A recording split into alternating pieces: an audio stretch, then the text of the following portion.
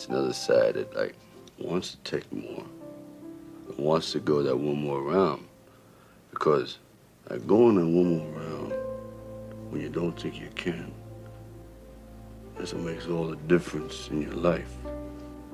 You know what I mean?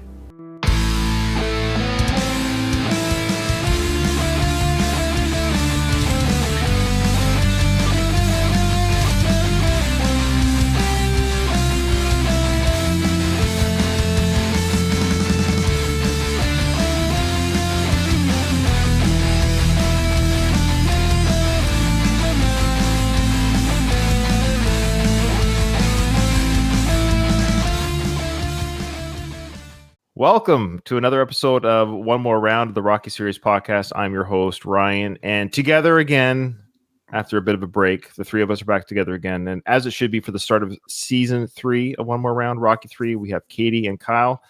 Katie, welcome back from your vacation. How did it go?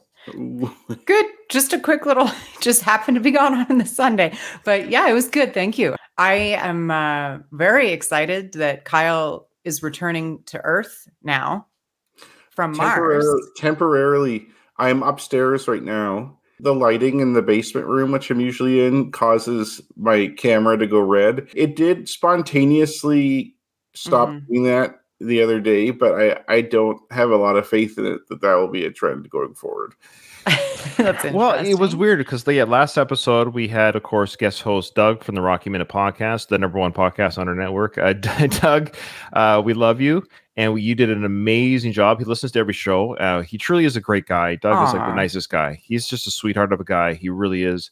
I hate that one of us can't be here, but he's the first guy I message if one of us can't be here. I do want to commend you guys. It was a really good episode. I very much enjoyed it. Oh, thank you. And during that episode, though, you probably heard it if you're obviously listening to the show. Kyle or Doug mentioned, "Hey, look, Kyle's come down to Earth." What happened was his red light or whatever, it went normal. So Kyle became normal. In fact, Jared from the guest host that he's come on the show with this one as well, Jared Talkstein, he created a picture of Kyle. Yes. Has Kyle seen it? I don't think so. I don't know. Okay, well, for the YouTube version, again, if you want to check this out on YouTube, check out our YouTube channel, One More Round, the Rocky Series podcast. You can Google it. I'll show the picture now that Jared created. It was really funny. Basically, what was it again? It was Kyle with like The Martian, like the cover of the book, The Martian or whatever. It was Kyle coming back to Earth or something. Yeah. So I think that's great. I love when our listeners do that kind of stuff. They know the lore enough to know that Kyle is no longer red. But that's why the logo of our logo, if you look at our podcast logo, of course, Katie's pink. I'm blue for whatever is my favorite color with a little blonde hair or gray hair. And there's Kyle with the glasses and the red face. That's because of his red camera. That's why it's red. Anyways. Well, how are you, Ryan? Oh, I'm doing fine. Settling into my new job and just learning, a lot to learn. The learning curve is high, but the stress is low, meaning I have a lot to learn, but I'm not put to the gun with the pressure, or you better figure this out, or you're, it's that's really nice. Like, what a comforting feeling. Also, is this your new podcasting room? Yes, this is the office. Office. Behind me to my left is the futon that we'll be putting up in here for guests when they come over, so they can sleep here. It's a big enough room they can sleep here. But yeah, that's my desk and all set up, and yeah, I'm good to go. Very nice.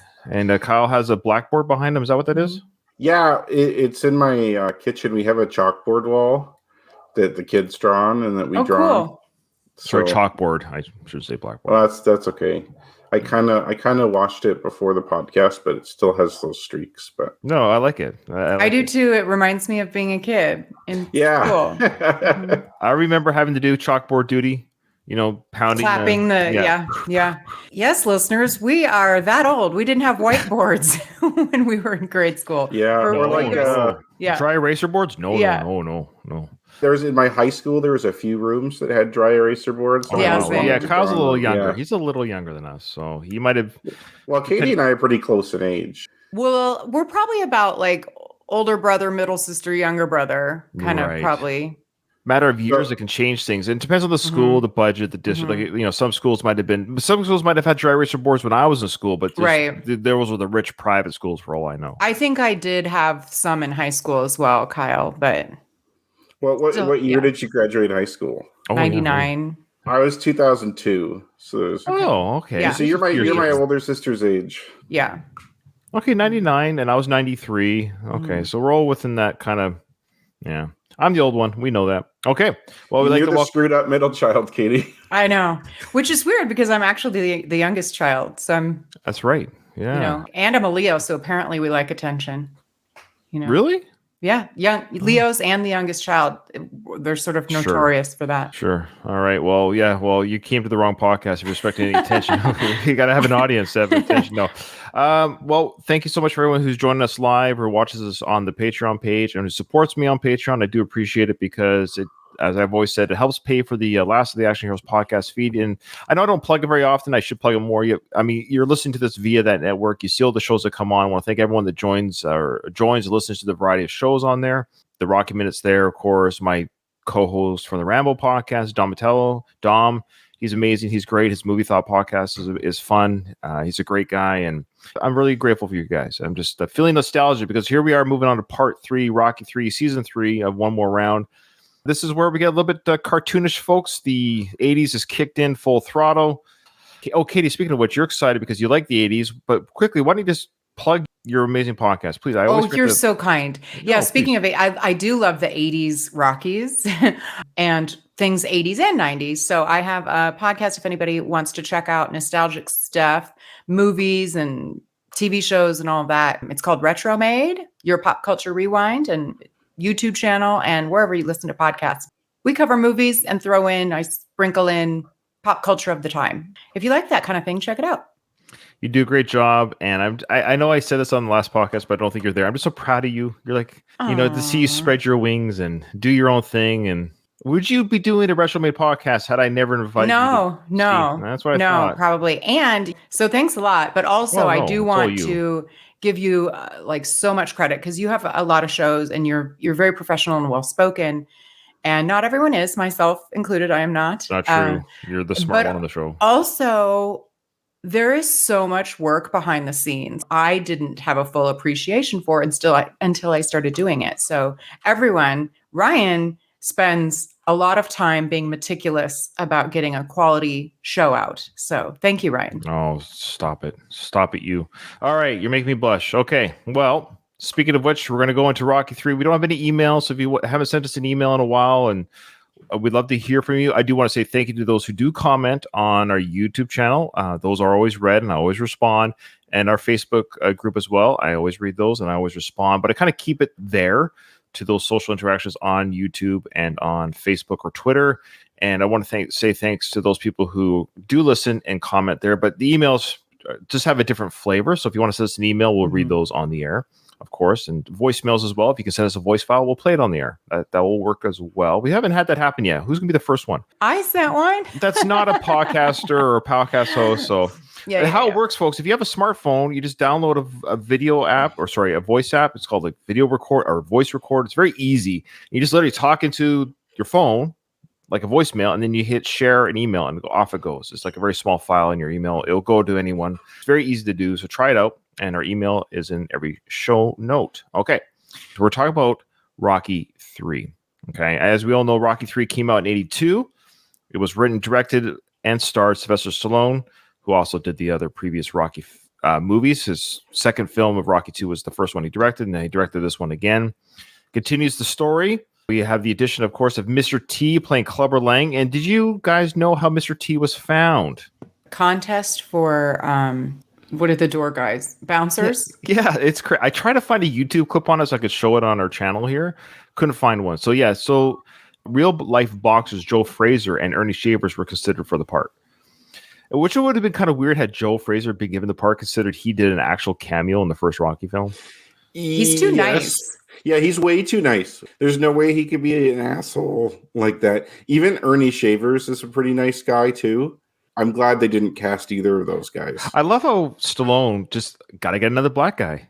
It's like, I sort of assumed there are more black boxers than white boxers. Maybe. I don't know. In the heavyweight division at that time, for sure. There were white boxers who were competitive, for sure.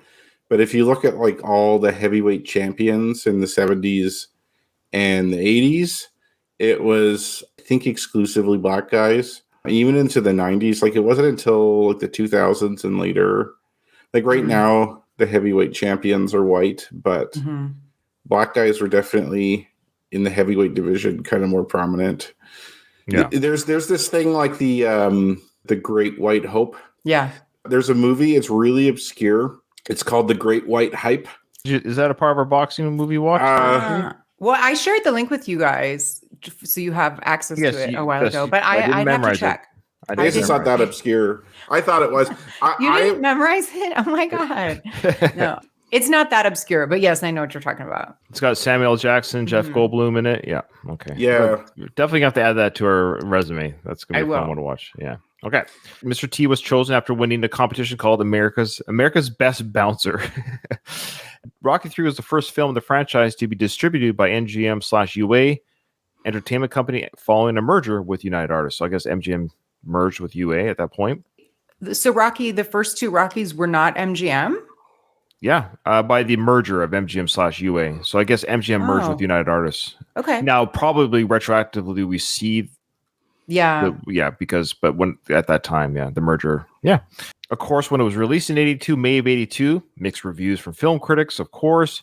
Some praised the action scenes and the music, while others felt the screenplay was lacking and considered the film unnecessary. This is kind of where Kyle falls into it. Like, if he takes on his critic hat, he's mentioned that the sequels themselves are unnecessary, but I would argue films in general are unnecessary. Yeah. Like, sure, like, we don't need a film to exist to live.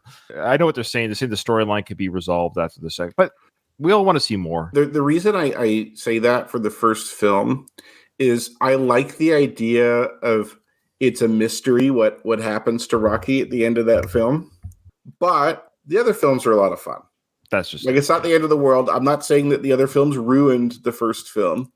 But from like a purely artistic standpoint, the first film would have been just a little better if it was just on its own. I actually like Rocky 3 more than Rocky 4, for example. I like the idea of Rocky and Apollo becoming friends. I like the idea that he has to change his style. Like, I like it actually better than Rocky 2 as well. Oh, wow. There you go. Okay. All right. So over time, just like Kyle was saying, over time, the movie has gained a strong following and garnered more positive retrospective reviews. It was a commercial success as well, grossing. Now, at the time, it grossed $270 million worldwide. At that time, the average movie ticket was $3 a ticket. Thus, they sold 90 million tickets. If that movie was released today, it would garner $720 million in ticket sales. The average price of a ticket for $10. Thus, to get that same amount, it would be 72 million tickets sold. So if it was released today with the same amount of tickets sold, that's where I'm going with this. Sorry. So the same amount of tickets were sold today, it would be close to $1 billion. That's how successful this movie is. There, does that make sense? So I had to figure out adjust for inflation. That's right. So not only just for inflation, but because ticket prices have gone up so high, the sales are down a little bit. So yes, it would have made $720 million just strictly money wise. However, they sold 90 million. So 90 million people saw, or whether it's once or twice. So 90 million tickets were sold approximately in 1982. That same amount today would be over $900 million in ticket sales. Are you also saying that the average ticket price today is $10? Because that's the average. Like, I know low. Kyle said the same thing. Well, yes and no. It depends. Like, you got to remember the coastal cities, they're a little bit higher than middle America. So that's the average across America. I mean, I don't live on the coast, and I think a ticket is like $16. Let's say $13 then. Yeah. So anyway. This is just the research I did. It said $10 was the average ticket across. Interesting. The US. Okay. But anyway, so there you go. That is a little bit of how successful this movie. Either way, this movie was a success by all stretches of imagination, and probably not that expensive to make even today's money or back then money. It was fairly cheap to make. No CGI, no special effects, just in a ring. Most of the money probably went to Sly's pay. They got some good outfits, you guys. I'm very excited. We're going to get to those. We'll get to those, of course. Donald just want to say that this was the first Rocky he saw in the theater, and me too, Donald. It was the first one I saw in the theater as a kid. Yep. Louise thinks that they should have ended with part 3. Wraps the perfect bow on the series. Good insight there from the listeners. Little trilogy. Yeah, Rocky Four actually doesn't serve a purpose at all. It's my favorite. I could rewatch that all day, every day. I love it so much. And we said it before, we'll say it again. Rocky 4, when everyone says, what's your favorite Rocky film? 95% of the conversation is between 4 and 1. Now, it's almost split 50-50 too. 4 and 1 are 90 to 95% of the people's choices. There's a few outliers, like Kyle saying 3 or 2. There's even the odd person who says part 5. I kid you not, and they mean it. So no, I'm not even joking. I've met those people. I think it very much depends on which movie you saw, like growing up. The first one is amazing, but as a kid, I thought it was boring. It was boring as a kid, absolutely. Yeah, absolutely. We're going to start the film. So today's episode will probably most likely just be the intro. Obviously, the montage. There'll be a lot of talk. We'll go as far as we can go, but I think the intro would be the nice little, the split screens, the montage intro. We're not going to do the recap of the fight. It's pointless. We've done this before. There's no point in recapping the fight, even though it's done in the film. We'll just get right to when the transition between, he wins to the Eye of the Tiger song kicks in. So I want to talk about the Eye of the Tiger really quickly here. Eye of the Tiger is a song by the American rock band Survivor. It was released as a single from their third album with the same name and became famous as the theme song for the 1982 movie Rocky III. The song was written by guitarist Frankie Sullivan and keyboardist Jim Petterick. Now, do you guys recall which song Stallone originally wanted but got denied? Was it the Queen song? Which song? We Are the Champions? Nope. Or Another One Bites the Dust? Yes. You know what we need to do? We need to somehow get Another One Bites the Dust overlay music over top of that to see how that fits. I could see Another One Bites the Dust for when Rocky's knocking out all those people in the beginning. Mm-hmm. But then, like, the rest of the film, Another One Bites the Dust doesn't make any sense. Agreed. So, like, that's probably a good call that didn't work out. But this is the first time we're hearing music in the Rocky films that's not by Bill Conti or not made for the film. It's like an outside source. Sort of. Don't forget Frank Stallone's Take It Back. Do. Yeah. Did that pre-exist the film, or did he do it for the film, though? He did that song for the album. It was on the original soundtrack. Yeah, okay. I'm not counting that. He did. Trust me, nobody should count anything Frank Stallone does. Okay. Now, the version that we hear in the film, folks, is actually the demo version because it includes tiger growls not found in the album version. Oh. I didn't realize there were tiger growls. I don't think I did either.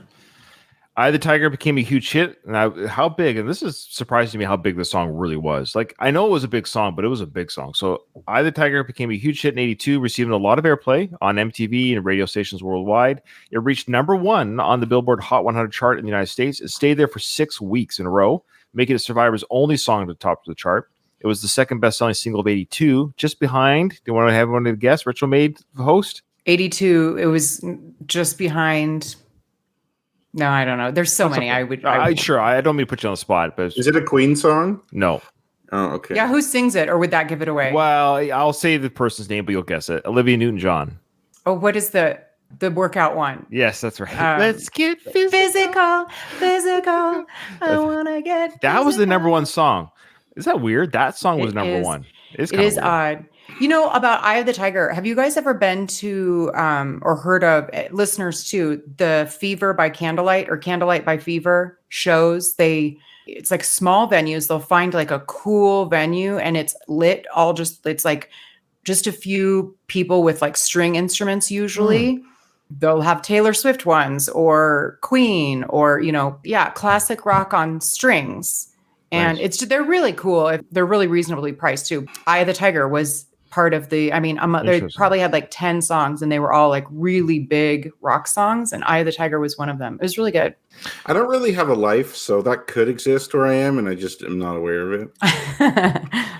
So the song remained in the top 10 for 15 weeks, which was one of the longest runs in the 80s. Survivor won a Grammy Award for Best Rock Performance by Duo or Group with Vocals for the song.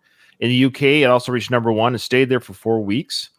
Eye of the Tiger was certified in the United States, signifying sales of over 2 million vinyl copies sold. By February 2015 now, so this was 8 years ago, so it's more now, but it sold 4.1 million digital downloads in the United States alone. The song is considered one of the greatest hard rock songs of all time and was ranked 63rd by VH1. So there you go, a little bit of background regarding... Now here's my hot take, though. I find the song boring. Well, Give Me No Easy Way Out by Robert Tepper any day of the week. That song does not ever get tiring. I don't know what it is about that song. I agree about the No Easy Way Out is amazing, but Eye of the Tiger is great. It's a great intro. Find it just repetitive. I just don't know what it is about there's no real bridge. It's just kind of very simple. It has a great start. It kind of kicks in. It starts the Rocky 3 movie. I get it, and we get a kick out of that moment.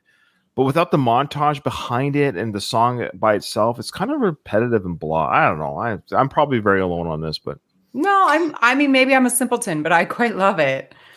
Like when it comes on in the car, I'll sing to it. It's one of those songs where if it comes on in the car, if it hits you by surprise, it's a nice little treat. Mm-hmm. But it probably is not a song that I would have on like a playlist that I listen to fairly regularly.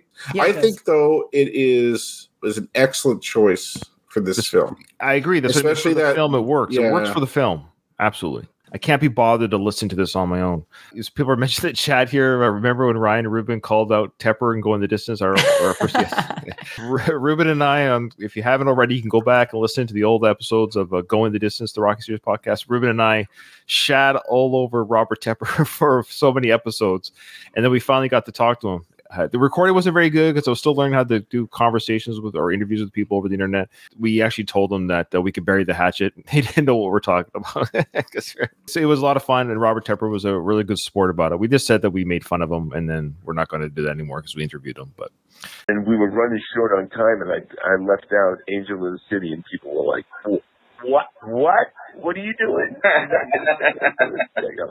All right, take it easy. We'll get it in there. Well, thank you, Robert. Hey, man, thanks, guys. You guys are really thorough, really good. How often do you do the podcast? You going to send me a copy? Yeah. We'll send you the link when this episode comes out. And I want to say, for open disclosure, we've had a running joke. We pretend to be mad at you for I'm glad you like it. So it's been an ongoing joke through our Rocky IV coverage where you interrupt our show with your music. Okay. Where we say that you made Rocky IV and not Stallone and things like that. We just want to let you know that it's all good fun, and so a lot of our listeners have been looking forward to this episode of you coming on. You've been nothing but gracious and kind and open with your stories, and we appreciate that.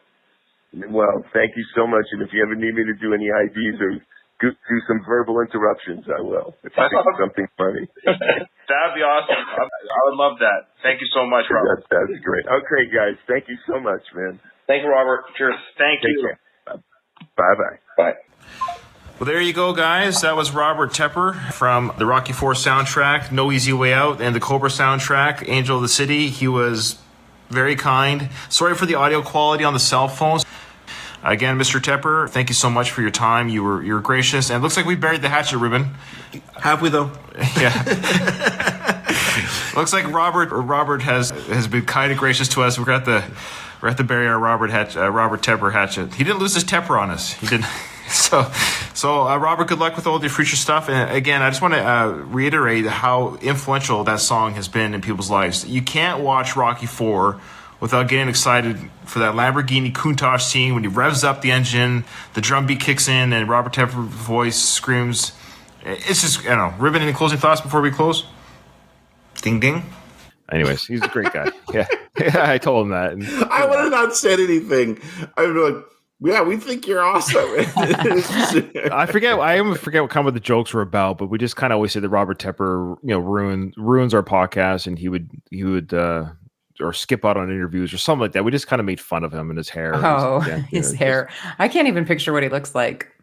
Yeah, he's a great guy. He's all clean cut now, and he's not older. I guess he's 60 now, 60 something now. But yeah, for the sake of copyright and YouTube release, of course, iTiger will be blocked right away. So there you go. So, but I do want to play just a little bit of the transition, just a little bit. Hopefully, it doesn't get claimed because it doesn't take long to get claimed. I like the transition between the original outro music of Fight, and it kind of kicks into that, it's the final round, whatever music by Bill Conti, and it kind of kicks into the modern era music, which I think is part of the reason why they did that. Was to show we're now into a modern age from 79 to 82. Mm-hmm.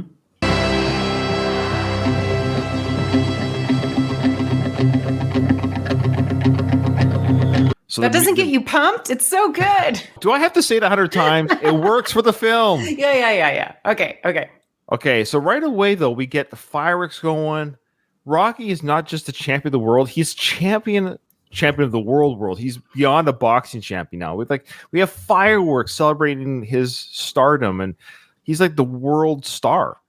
He's really likable because of his like Cinderella story, and he also proved through 2 long fights that he didn't like get a lucky shot and just get the championship out of a fluke, right? Like he really earned it. He came from nothing. Like he captured everyone's imagination. So I could see why people would like him so much. George Washington Duke in 5 he's a people's champion. Isn't that who said that? Yeah.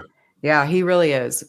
Okay, now we're going into they weren't killers. They was good fighters. They was good but they fighters. wasn't killers. That's right. So Like- we're seeing that. So right now we don't know that scene's coming. So when you're a first time viewer, you actually don't know that. But that's actually what we're seeing right now. We're seeing. Was there people around though? Was there a fighter that was like Clubber or like someone who could beat Rocky really easily? Like I wonder with that scene if Mickey really picked the easiest opponents or if he just, I don't know, there wasn't anyone around to really challenge Rocky. Like there wasn't an Apollo Creed type person or a Clubber Lang type person out there. Do you mean like in real life? Who did they pull from? Rocky's fighting these 10 guys, right? Right, 10 title defenses. And they're not setups. They're not killers like Clubber. Was there someone like Clubber, someone else like Clubber that was out there that they ducked? I think within the movie universe, I think we're just led to believe whatever the navigation Mickey did, it just steered clear away from either people, specifically Clubber, because Mickey knew Clubber. We'll see that later, but also just anyone like him. But Clubber was the only one who had the balls to call him out on it, maybe. Yeah. Good call. So now we're seeing, of course, the fights. It's hard to count. I don't think we necessarily see all 10 title defenses here. We can do a count. There's one right now. But we're seeing like the montage of Rocky fighting, Mickey in the corner, Stitchman with him. So he's got the same team from Rocky 2 are in his corner. And he easily wins. Like, look what he does to these people. He's pounding that guy to oblivion. It's over the top. He's a superhero now. Rocky is fighting decent fighters. Like they're not really low ranked, obviously shitty fighters. Like maybe a couple of them were. He's fighting good fighters. It shows that he belongs in the top of the heavyweight division. I think what they're saying with like things being handpicked or fighting these bums is that you're not necessarily fighting the elite of the elite. There's someone out there that could probably beat you still. The first scene we see here of Paulie. So here's the first scene of Burt Young playing Paulie. Already he's like, if you're watching this for the first time, we left from Rocky 2. It's like he's telling Rocky, I'll take care of the house. I'll take care of the house. You got it. You don't worry about it. Yeah, I'll take care of everything. What were first-time viewers thinking at this moment? Did they recognize right now why is Paulie angry? Why is he upset? They must have had cut scenes because it is way too stark of a contrast. The first time we're like, to your point, Ryan, he's immediately annoyed. He's like, oh, Adrian's all happy. He sees the show that it's kind of for show. In this montage, I could see them showing Paulie doing that after like the 5th title defense, that he's like, oh, geez, here we go again. And then after the montage, the scene that we get about Paulie's really got a huge chip on his shoulder. I think there has to have been scenes that were cut because it doesn't really make sense. Because what we're seeing in the montage is whoever Rocky fought there was his first title defense. Because it says here, and it says Rocky wins first title defense. So we're actually seeing Adrian cheering her husband, loving that he's a champion. Paulie right away is jealous already that Rocky's won a first title defense. Like, why is he bummed out about that? Oh, yeah. Rocky. Okay, I think I could give a little bit of a defense here, although I do generally agree with you guys. There's probably quite a bit of time between when Rocky beat Apollo and the first title defense, especially given that Rocky was beaten near to death. Rocky would have gotten an insane amount of attention. So I'm guessing Rocky's attention and popularity and wealth was kind of grinding on Paulie for like, this could have been a year in between when he fought Apollo in his first title defense. There's probably a lot of stuff that happened in that year. Like they would have moved into a way nicer house, which I guess Paulie doesn't live in. We find that out, which you don't know that when you're first viewing the film. And you could see Adrian is already totally changed. She has her hair nice and she's in nice clothes. So like they've moved up in the world, obviously, even though it's the first title defense. this fight with Apollo, he probably made millions of dollars off it. He's huge, major celebrity now. And it's kind of going back to more of the Paulie we knew from the first film, who was jealous when he was watching the press conference with Rocky. Paulie's probably still working at like the meat factory or whatever, the meat packing plant, while Rocky's living this like luxurious life. So, He's on the docks. oh yeah, sorry, that's right. Yeah, he's well, he kind of goes from the docks and then somehow back to the meat. I don't know. I don't know what he's doing. These 80s movies are real quick. They're extra tight. There had to have been a deleted scene because otherwise it just seems more obvious to show him doing that after like maybe the third fight of the montage or something. Yeah, like I could never see Paulie clapping like Adrian. You could maybe see him like having a good time, like having a drink. But he did when he won the belt, though. When he originally won the belt, he was crying and hugging Adrian. He was ecstatic. Well, now he's like 6 months later, he's so pissed off that. Yeah, I think Rocky's rise to fame made him jealous. Yeah, that's my guess. So the next fight that we see here is the Tonight on Closed Circuit, which means officially what that means. I understand it now. Closed Circuit is they would show this fight like pay-per-view in bars and what have you, pool halls, bars. You could. I don't know if you could get it at home per se. No, back then. I think you'd have to go to a bar. Bar, yeah, that's right. And Music Hall Radio City, it only holds 6,000 people. So I find it odd that Rocky's doing a title defense at wouldn't that be a small venue for a world championship fight? The fight is somewhere else, perhaps, but Radio City Music Hall has it on closed circuit. You know what I mean? Like you can buy a ticket to go watch the fight. That's an interesting theory. So you're saying 6,000 people would watch it at the hall? Yeah, people from all over the world, obviously. So who knows where the actual fight is? But did you see who on the marquee? That Joe Zack is his father-in-law. And he was referenced in the first film when they're going through the books. And, and he's like, Joe Zack's a good prospect. That's right. Good enough prospect that he indeed is fighting Rocky. That's a good callback. That's right. But he wasn't a ranked contender back then, though. He was just a prospect back then because like, he wasn't considered originally to fight Apollo. So there's Joe Zack there, who does not look like anything like his father-in-law. No. They took some liberties. So, because for our listeners, Joe Zack, the character in the film, is black, but Sly at the time was married to Sasha Zack. She'll have a cameo later on in this film. So this title defense happens, whatever time has passed. Now, Paulie's openly sort of hiding his drinking at the venue. So he's drinking at the venue. So now we're seeing as an audience, okay, he's bitter and he's a drunk again. We're back to Rocky, the first film. And it's not like they don't serve alcohol there, but he's like, that's not good enough. Yeah. I can't have a beer. No, I have to drink spirit straight out of the bottle. In a paper bag. Loaded. Is that Five Roses there? It's not, and it's Four Roses. It's a cheaper, this is J&B, which is cheaper, I think. Or maybe not at the time, because at the time Four Roses I don't think was good. But Four Roses is a bourbon, and J&B is a blended Scotch whiskey. So I don't know why the different liquor. I don't know. Just to change it up, come on. Maybe this is at the venue drink type thing. Maybe. All right, so now we got Rocky winning, I guess, if I'm tracking, this is the second title defense. Again, I don't know if we see all 10 or if we see more. I can't remember. It happens pretty fast. I love how he's holding up Mickey. Poor Mickey. This was probably the start of his heart attack moment here when Rocky's carrying him out of the ring. It probably wasn't good for old Mickey's heart here. On that point, I feel like there was actually a scene in Rocky 2 where we're shown Mickey being really out of breath at one of the fights, probably the final fight sometime.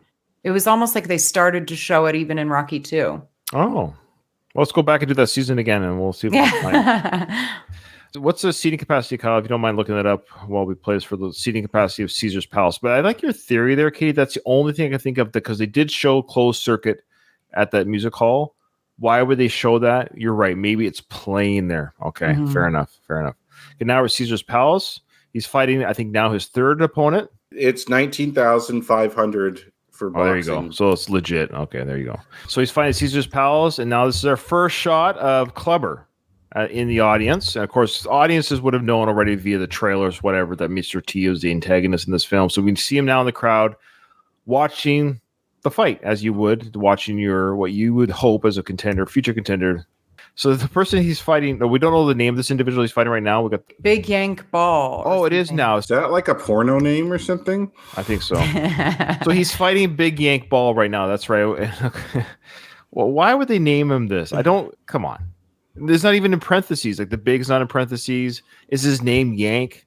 Is his last name Ball, which is a real last name? Ball is the last name. Mhm. Lucille Ball, for example. So that's a real last name. But Big Yank, they must have known what they were doing. They're not consistent with what needs to be in quotations and what doesn't. Yeah, fair enough. All right. So Big Yank Ball was the number one contender. Which is funny because imagine if Big Yank won, would Clubber then be like, all right, now I gotta pity this fool because I'm gonna take what he's got. Where does it say he's number one? Did I miss that? Another title fight. Well, you don't have to be number one contender to have a title fight. Oh, okay. Well, what do I know? You could fight a lower ranked contender, like fifth Okay. or something like that. But the point is, if Big Yank won, then all of a sudden Clubber's energy would have to be focused on the new champion. It's just funny. There's an alternate universe where one of these people could have beaten Rocky, Mhm. and in that alternate universe, Clubber would just been. Then they still could have had the retirement statue for Rocky, even though he wasn't champion anymore. Would Clubber still gonna? Hey, woman, I know your man isn't the champion anymore, but I still have the speech I wanted to share. Ryan, I gotta say that's actually your best impression yet. That was the best one so far. Oh, now you're going to be in my head. I can't do it anymore. It's over. I was Well, actually. It was pretty good. I didn't. I don't think it was very good. Are Well- you being facetious, Kyle, or not? Well, okay, it's for Ryan. You know what? it was pretty good. Wow, boy! I went from a solid compliment from Kyle to Katie shitting all over it to then I was Kyle. just Then trying to Kyle, ascertain. then Kyle going back to for Ryan, it was pretty good. Like, okay, you know what, guys? I'm done. All right. I We did. love you, Ryan. I was hoping that you would have greeted me this morning with, "Hey, woman." Oh, we should have. When we get to that episode, Yeah. we'll treat you accordingly as Clever would treat you. Now, he punches this Big Yank Ball and he flies in the air. Kyle, you've watched a lot of box matches. Has anyone ever left the canvas both feet in the air from a punch that you're aware of? You know what? I don't know about both feet in the air, but the way he knocked him out was very reminiscent of like Mike Tyson in his prime, where he would hit someone with like an insane body shot and then hit him with an uppercut like that, and the person would go flying. I've seen more impressive Mike Tyson knockouts than these montage knockouts. Now, granted, Mike Tyson's a very special case. He's not normal, so it's like it wouldn't be typical in boxing for that to happen. But yeah, like you could see someone fly like that. Now, when the guy flew up in the air, when Big Yank Ball went up in the air, Clubber stood up at the same time. Now, did he stand up in anger or actual like, oh, wow, Rocky is powerful? Because he just stands up like, oh. It seemed like he was almost angry that Rocky was powerful, if that makes sense. I think he's disgusted. That's like the look I get from his face is like disgust. Like this is By bullshit. what? By what? Well, though? I think Clubber has a huge ego. So he's convinced he's the man. And he does not respect Rocky at all. He knows he's better than Rocky, and he for sure does not respect Rocky's opponents. When he sees Rocky knock this guy out, he's like, this is crap. Like, I'd be able to destroy this guy. Like, He this. sees that it's a sham. Like he's like, these are setups. Like he's like pissed now. That's like, what I have I'm to thinking. keep watching. Yeah. Are the only people who know these are handpicked, so to speak, are Mickey, Adrian, and Clubber? Is anyone writing in the boxing reports that Rocky is not like, you know what I mean? It seems like Rocky's wholly unaware this is happening until Yeah. Clubber's statue visit. So I find it interesting that Clubber seems to understand these are handpicked or these aren't real fighters. So he calls out Rocky for being a paper champion, but none of the people that report the sport called Rocky out of it that he would have read. Is there someone else other than Clubber around that Rocky could be fighting that is higher caliber? And would Clubber run into that guy in his ascent to the top? Because it seems like Clubber's knocking out people very easily As on his rise. Yeah. Yeah. Right. So like I'm wondering if this is almost kind of like a Mason Dixon type of situation where you're at the top of the division and the division sucks. You're not fighting anyone that's good because they're not there. Yeah, But I'm then just Mickey confused. seems to think they're handpicked for Rocky's safety. So it's like one of those things that's like a very weird gray area. in That's this right, because movie. we see Clubber. Yeah, we're led to believe that Clubber's rise was legit, and he's fighting all these hardcore out of prison type characters. And Rocky seems to be fighting people who just started boxing, and they're going to have to eventually meet. But yeah, how's that possible that Rocky couldn't? That none of his fighters are good, but all Clubbers were legit fighters. Why do you think Clubbers were Because that's really how he good. acts. That's what he's saying. Oh. I'm the one that clawed my way to the top. I had to fight monsters in the ring type mentality. I'm the one that had to I had no real nothing. I had to do this and they're like. So yeah, Clubbers seems to be the typical I'm entitled to this that you have, and you're there, and you're defending your champion, but your paper champion, everything's being spoon fed to you. But everyone I'm fighting to get to you to be the contender that you need to fight have been real fights. But that's what Kyle's saying is who's the real fighters if both these guys are beating everyone easily. I personally don't think there is anyone. I'm just going to assume there isn't. Yeah, I did not assume that the people that Clubber was fighting were any better than the people that Rocky were fighting. Was just fighting. by the way he talks about how Rocky defends himself against. These are still contenders. Like Big Yank Ball was a contender. These are real contenders. Like Kyle was saying, it doesn't have to be the number 1 contender, but there's no way they're number 30.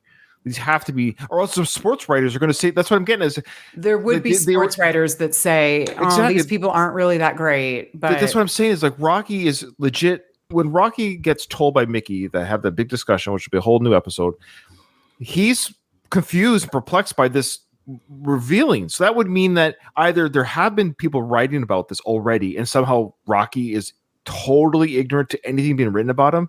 But Adrian and Mickey, it's my impression they were both protecting them as a husband and a fighter.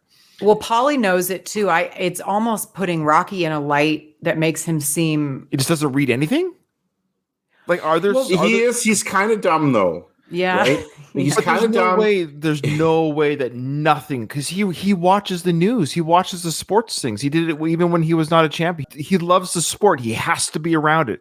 If he believes he's the champ, and then it's like some media guy on the news is saying, oh, Rocky's fighting these bums. He's not a good fighter. Rocky will just say, when I was fighting Apollo, people didn't believe in me either. I'm not going to listen to these guys. He's not going to be objective. Because now he's a star. There could be a degree of everybody's kind of a yes man. Nobody critiques the star. Everything they do is great. Even Muhammad Ali would say openly, actually there's a video, I wish I could just show it here, where this reporter or this interview, this talk show host guy asked Muhammad Ali, it's why are you fighting these guys that are obviously not in your class? Ali's so good at talking to people and deflecting that he easily handled that situation. But even Ali later in his career was I'm not going to fight these hardcore guys this late in my career. Mm-hmm. There you go. Okay. Joe Louis, who was one of the greatest boxers of all time, he used to have this thing which people called Bum of the Month tour, where he would fight once a month against people who are complete shit, and he would knock them out. Everyone knew exactly what was happening, and it was just accepted.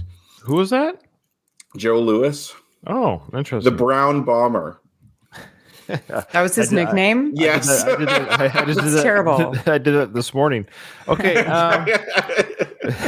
Okay. So now we see, Adrian and Rocky, they're just simpatico right now because, the first 2 films, they weren't regarding the boxing career. But right now we see Adrian just loving these fights because she knows her man is not in any trouble. So she's just enjoying the spectacle. I love how she's enjoying Rocky committing damage to other humans that she doesn't want her husband to go through. So she just loves watching the carnage of other people as long as it's not her husband. You see Rocky not taking you'll see he has a cut on his eye or something. Sure. Rocky never again shows the physical punishment that was given to him from Apollo. Even the Ivan Drago beating, which you would think would be worse than the Apollo fights, because Rocky just took a ton of hits. His face isn't that bad after compared to fighting Apollo. So he's coming out of these fights looking pretty good. He's not hospitalized after them the Apollo fights. He gets injured. That's why he gets injured. So. Well, now that he's got his face fixed up handsome, he wants to showcase that. That's true. I do actually have a hard time believing Adrian's this into him fighting. I know what you're saying. She's kissing back at him in the ring. He kisses her with the gloves. She kisses does a blow kiss back to him. They're showing their love. They're so happy. She's wearing nice clothes. She's got all these different outfits for every fight. She's just dressed to the nines. It's insane though, because Rocky should be disabled at this point, right? Rocky's eyes should be fucked up beyond all recognition. She should be saying, "Look, we have a ton of cash. We have a ton of money. We do not need to do this for the money. Please retire." don't risk going into the ring. I know what you're saying before about like how she knows they're kind of handpicked, so she's not too worried. But I feel someone like Adrian would be paranoid. Like, oh, what if this guy gets like a lucky shot and hits Rocky in the eye just so, and he's blinded now? What are we going to do? Paulie's behavior, Adrian has changed, everyone's changed. You can't change who you are, Adrian. Rocky 5 Adrian is concerned with her husband's health over money.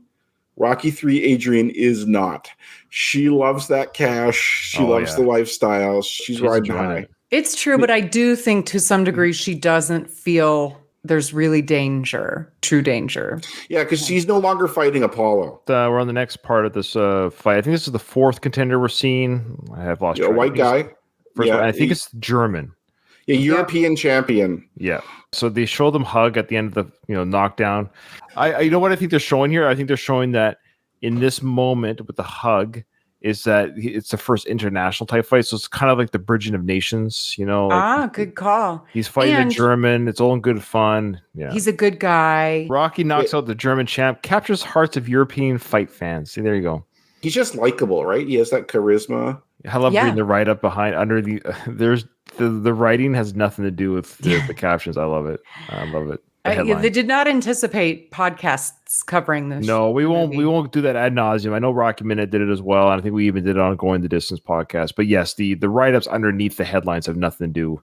This is from the London Examiner. Rocky knocks out German champ. Yeah. So when I was doing my timeline analysis for these films, I would have to look at each one of these articles because a lot of them have dates, have written dates, which is, to me, written form is the best way to know a timeline. But a lot of them do have the date of the actual the time of filming on them, which I thought was interesting. This movie really gets into our time warp. Rocky 3. There's a lot of questions. Well, that's the problem because now this is his fourth fight. Okay, now fight number 4. Then we're going to go really fast here. Fight number 5 knocks this guy out. That's 5. 6 right here. 6 right here. Right, 5, 6. 7 right there. And each one is a different magazine cover. 7 just got knocked out. 8 got knocked out. 9. 10. There's 10. The 10th one. I think we counted 13 if I remember correctly. Some were title defenses and some were just exhibition fights is what I think. So when he knocks out the German champ, because I think Kyle's mentioned, they don't share the same. It was probably an exhibition fight. It was a shaking of hand. All I know is he fights, I think, 13 people in this montage. So it doesn't make sense. Yeah.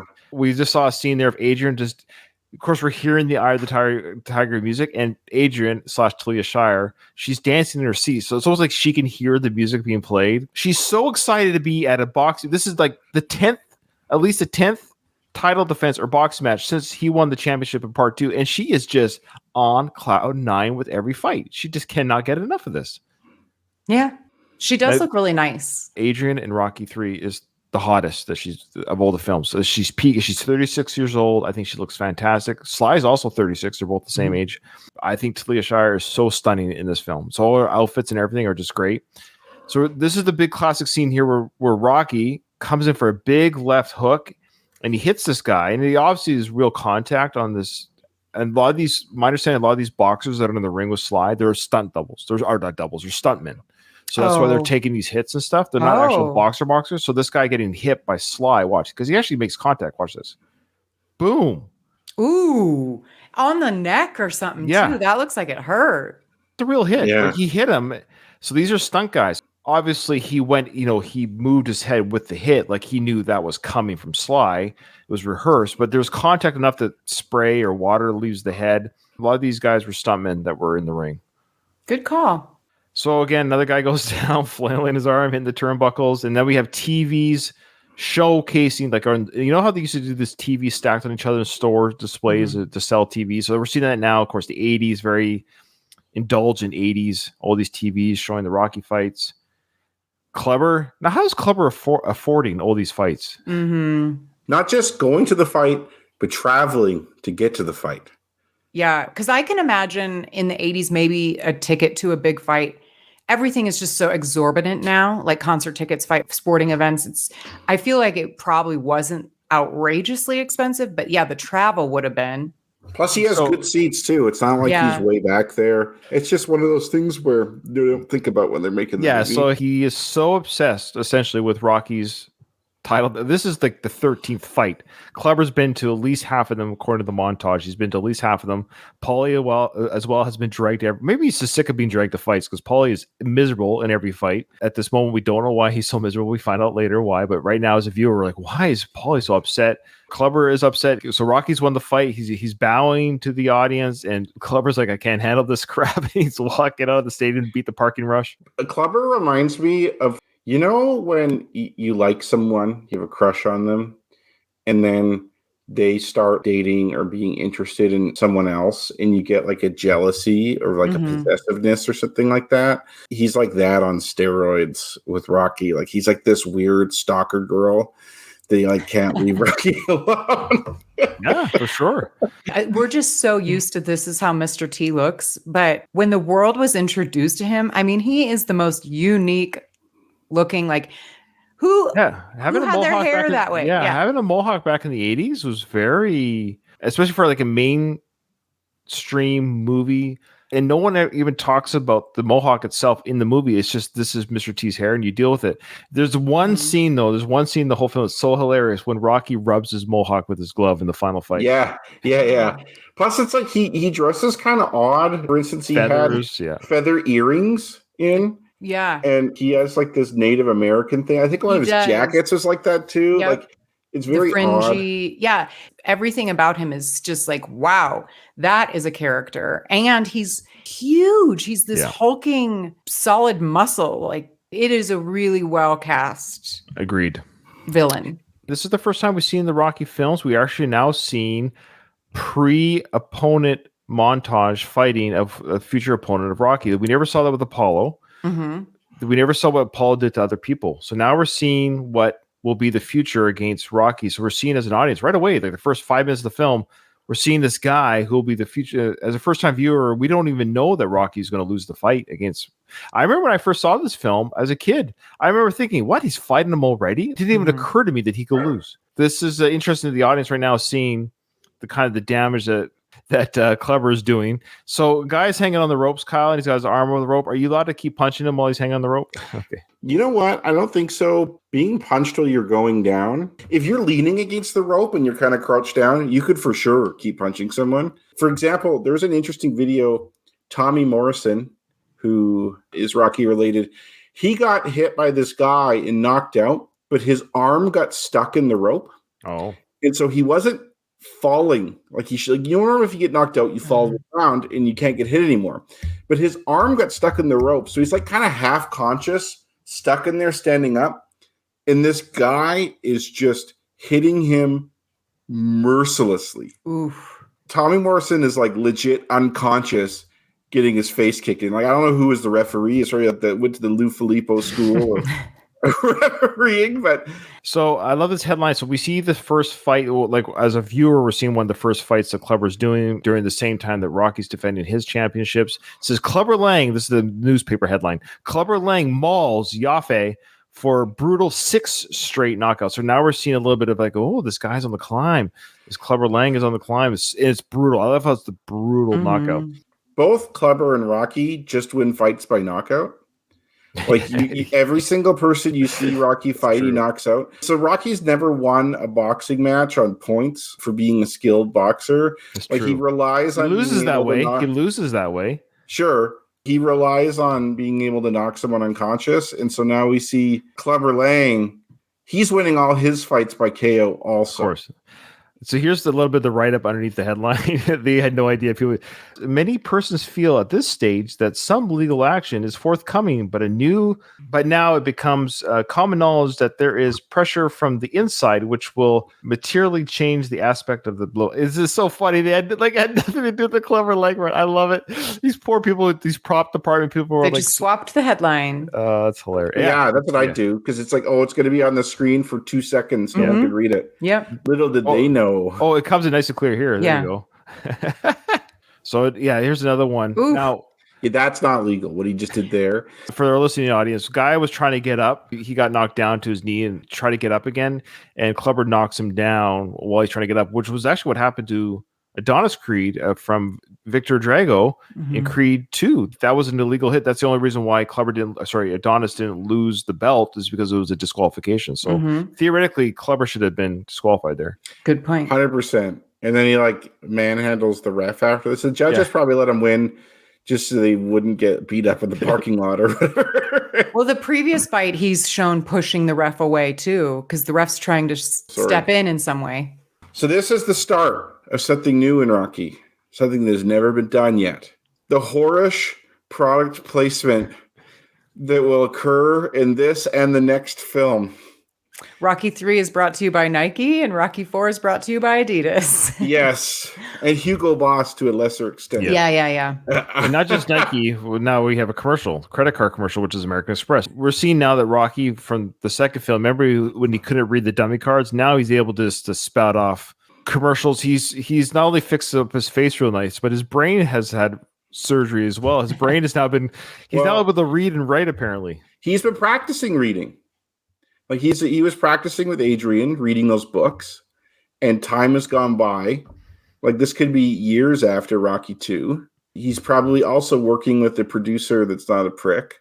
So all those things coming together, he probably worked really hard to be able to read on that commercial.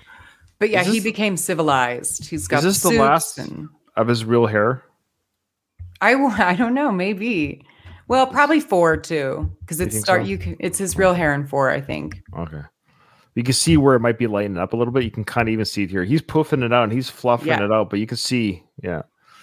All right, so he's got his American Express card out. This American Express card commercial. He's reading very well. While he's doing commercials, Clubber's just chewing through the competition. Clubber Lang now ranked 8th, and it shows a concerned look of Mickey. Mickey's now also watching the rise of Clubber, so he's aware. And then we see another quick scene here of him just manhandling this poor guy into the corner. Look at this. It's effective because we're like, this guy is a killer. There was a comment before from Louise, I think, and we've talked about it before, but Clubber Lang is George Foreman.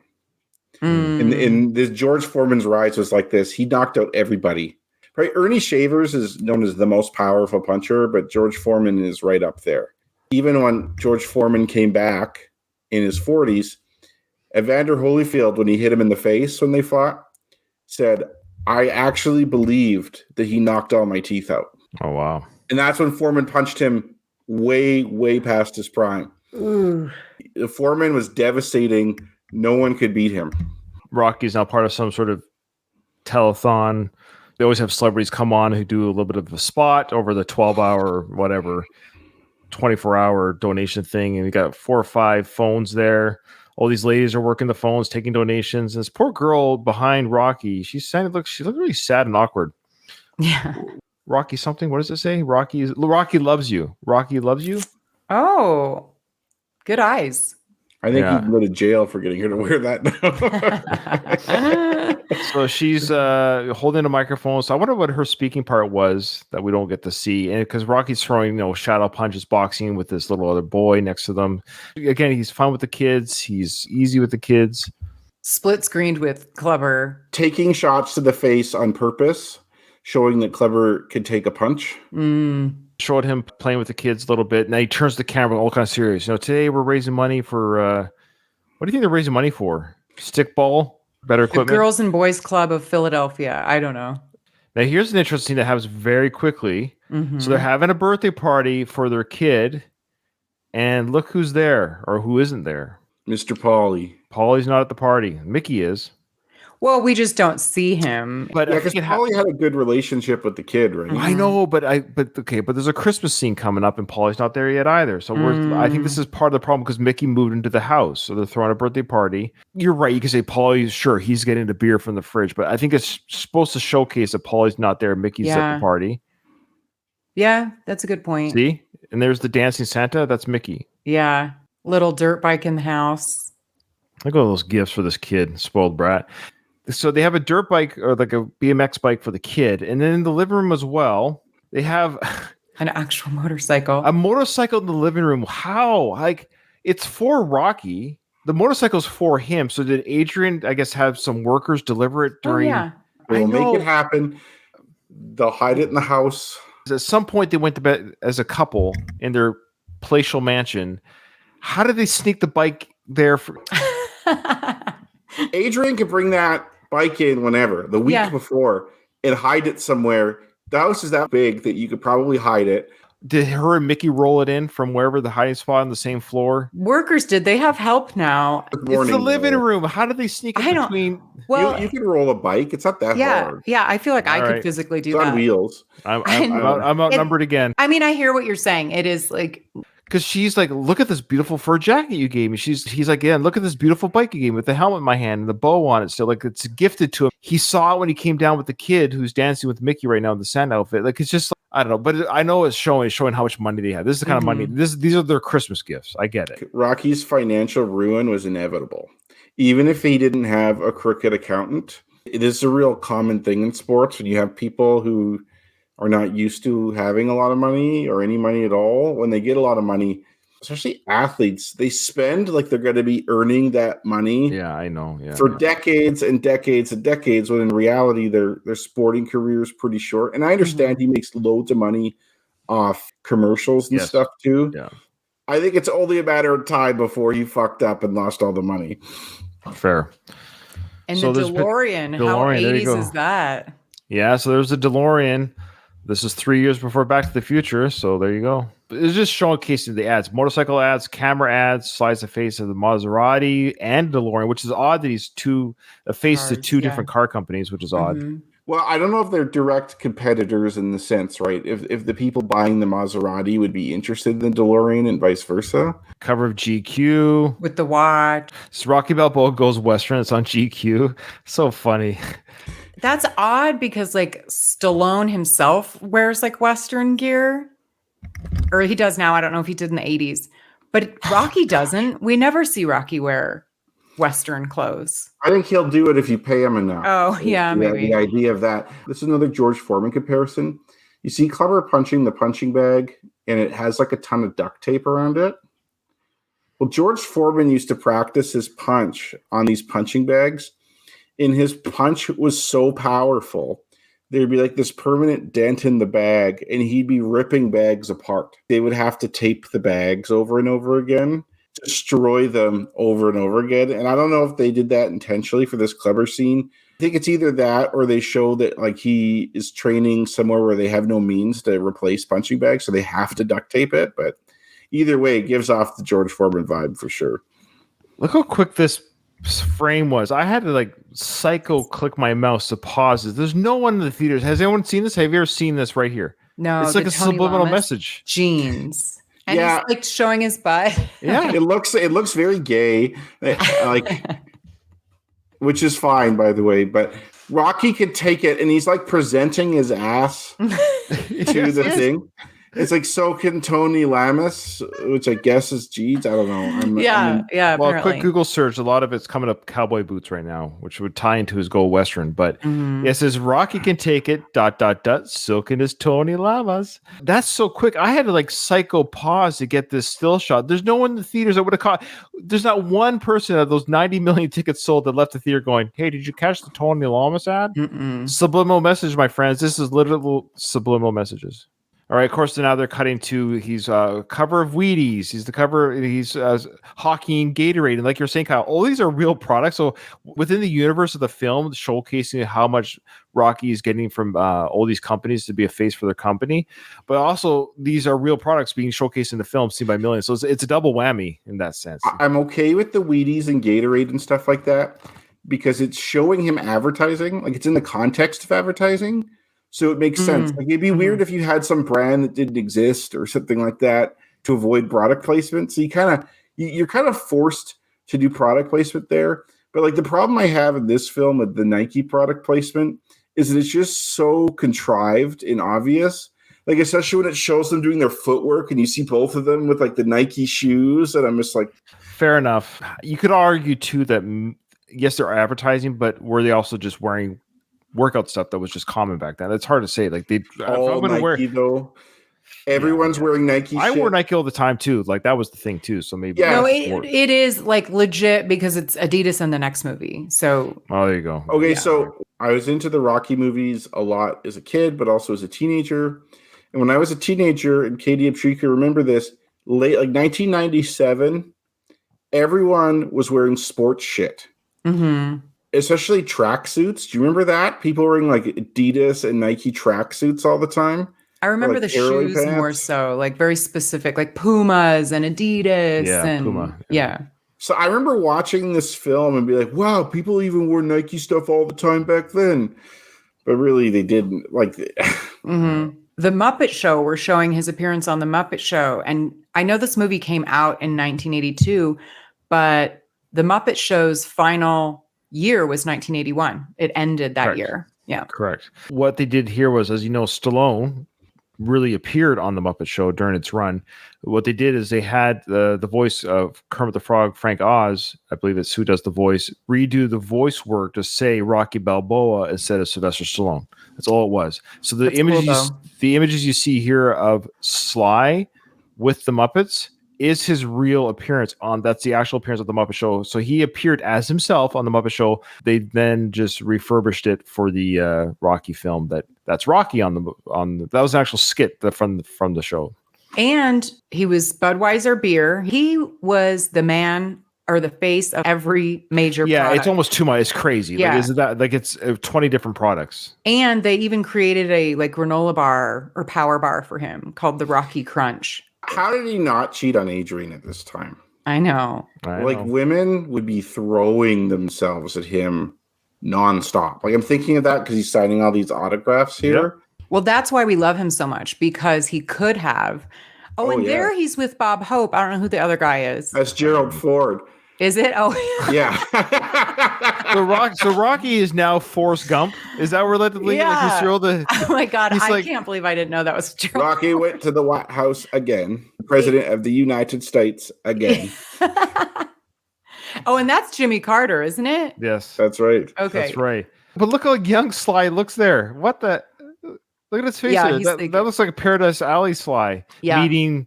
Look at the hair. That's not even his hair now. That's like 1976 Yeah. Sly or 72 Sly. That's really that I've never caught that. That's so funny. You gotta get a haircut before you meet the president. You gotta look Okay, sharp. so wait, That was he's met the Jimmy style. Carter, Gerald Ford, and Ronald Reagan. 3 presidents. Yeah. So he is a big, big deal, is what Yeah, this which is- montage is supposed to show us. The heavyweight championship was a much bigger deal back in the day too. You could easily find pictures of other heavyweight champions back then with the president. So, that's legit. And how happy he is. Everything is just carefree for Wear a Rocky right now. fucking helmet, you guys. I see Well, I love people this. still now that don't wear helmets. We Well, must not have a this was helmet 82. law. I don't think they had helmet laws in 82. Honestly, He- they did. He has He wore one, a though. helmet later though, because he Yeah. threw the helmet at the statue. But Well- we need the hair blowing But scene, you Kyle. can't show him with the helmet here because it would look weird, right? He does Yeah. have a helmet. Look at that hair. It's a helmet head. I don't think Colorado has a helmet law. I see people riding like on the freeway. I'm like, God dang it. But this is a great Yeah. shot, though, of them on the bike with the hair going back, because this is really, Adrian or Talia Shire in real life on the back of, holding Sly. Like, how many girls would love to be in the scene right now with Sly? 36-year-old Sly. You got your arms wrapped around him, and you're riding a motorcycle with Sly. That's legit. He's riding that motorcycle with her on the back, and they both look fantastic. This is just peak Adrian and Rocky. They just look fantastic. They're so happy. They're in love, money, fame, bikes, toys, and they just look great. They They do. great. I love this little Yes. быть of them like Rolling on the around. grass. So making love. Because normally stuff like this would destroy your relationship. Not Like them. when you have a big change like this, Mhm. the money gets in the way, all the attention he gets from other girls. Shit like this usually causes problems. Right. So here's the end of the montage. Here we go. So we'll end it with this. We'll listen to so Clubber's knocked out whatever the 8th or 9th person in a row, and now he's yelling to the crowd and whoever will listen, and Mickey, I want Balboa. He just knocked out the number one contender too, so There you he's go. number one. So he should get a shot. He deserves a shot for sure. Okay. Balboa, you hear that man? You tell Balboa, come here, bro. Nobody can beat me. You tell him what I said. He's next. I'm gonna get him. Nobody can stop me. You tell Balboa that. I'm coming after him. You tell him. The way he speaks is very specific as well. I can't it's even great. like describe it. It's like the clip, like quick yell clip to his words. Mr. T grew up in like the projects in Chicago. From what he's described, it was insane there. Like it was really aggressive, rough. place. But I've only been to the Chicago airport. Most of the employees there are Bresev. Like, they remind me of Clubber Lang. Like, it was a real kind of culture shock to me. Chicago's my favorite American city. I love it. I only could speak to the airport and the people working there. Like, I think he comes from like kind of a different world. Oh yeah. Well, we know that the character of Clubber from Sly, that he did serve prison time. So him coming out to box was after his prison sentence. So he actually boxed in prison as well, as my understanding. But that's it. That's the idea. Is he is angry at the world, angry at a situation, angry that there's a paper champion. So that kind of explains the anger. He's coming up the hard way. He's lived the hard life. He doesn't have even though Rocky, he might not know Rocky was raised on the streets too. You know, remember the neighborhood, Rock? They were both raised on the streets to a degree, but right. Like, I agree that Rocky was raised on the streets. You have to make Clubber super angry and disagreeable, because otherwise you're going to sympathize with him way too much. He's working hard. Sure. He's earning his way to the top. He deserves to be champion. Mm-hmm. Like, Rocky's the one who got the lucky shot. Now, Rocky went through hell to become the champion. So in that way, he also deserves to be champion, because he fought Apollo twice and like endured something that no one else could endure. Clubber Lang has fought all the way from the top. He has a good record. You know, like what Mickey was saying in the first film? It's like, these guys, they got good records. They fight their guts out for peanuts. But you got a shot at the title. Mm-hmm. He's talking about Clubber there. He's talking about this guy with a good record. He fights his guts out for peanuts. And those are the guys who don't get a shot. I sympathize with Clubber big time. If Rocky ducked him, I would hate Rocky for that. Right. But you got to make Clubber an asshole so you could still sympathize with the Rocky character. Good point. This is big episode, folks. I love it. There's only one way to get through this montage, is to get through the way we did. I didn't want to break it up, so it's a little bit supersized episode. Thank you to you both for taking time out of your day to record. Thanks to those who joined our chat and all the great comments. If you want to ever watch us live, you're listening to this, you're like, what's Ryan talk about? Via our Discord channel and via our Facebook channel and via my Twitter, I always plug when we're about to go live on Sundays. Is usually every Sunday or every second Sunday for the Rocky and every second Sunday for the Rambo. Same idea. Is I'll plug the stream yard and you can join the chat. So if you're able and around, you can come join the chat and watch us live. So you get to kind of watch the whole episode or any part of it before it actually goes out in the air. And then you can join the chat. So that's who we're speaking to, if that makes sense. So join those links, you get those announcements. That's how it works via Discord, Twitter, or Facebook group. Okay. Skip church. Don't go to church. Yeah. Come watch our podcast live instead, okay? That's true. Join the Patreon. Help support the show via that way. Send us an email. This episode is over. I didn't hear no bell.